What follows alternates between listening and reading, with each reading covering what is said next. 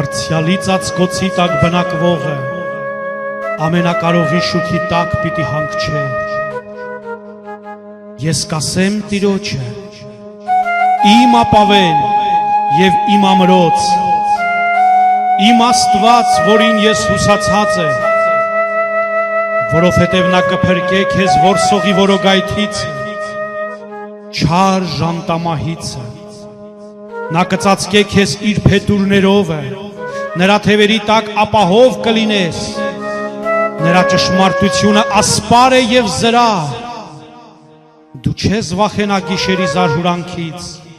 այն նետիցը, որ թռչում է ցերեկը, այն ժանտախտիցը, որ խավարումը շուռ է գալիս,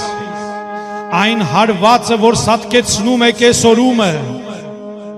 1000 հոգի քո կողմից կընկնեն և 10,000 հոգի քո աջ կողմից, բայց քեզ չի մոտենա, միայն քո աչքերով կնայես և ամբարիշտների հատուցումը կտեսնես, որովհետև դու ես Տեր, իմ հույսը, դու Բարձյալին քեզ ապավեն արիր, քեզ չար բան չի հասնի, և նեղություն չի մոտենա քո բնակարանին, որովհետև իր հրեշտակներին հրամայել է քեզ համար, որ պահեն քո բոլոր ճանապարհներումը քեզ,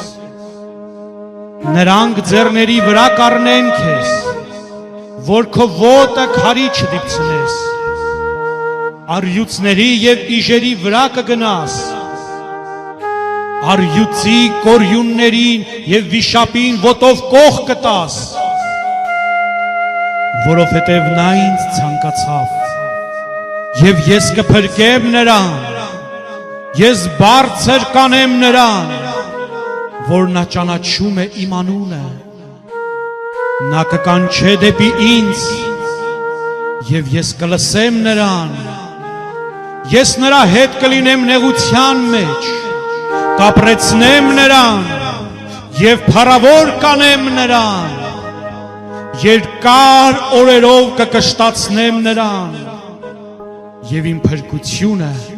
ցույց կտամ նրան։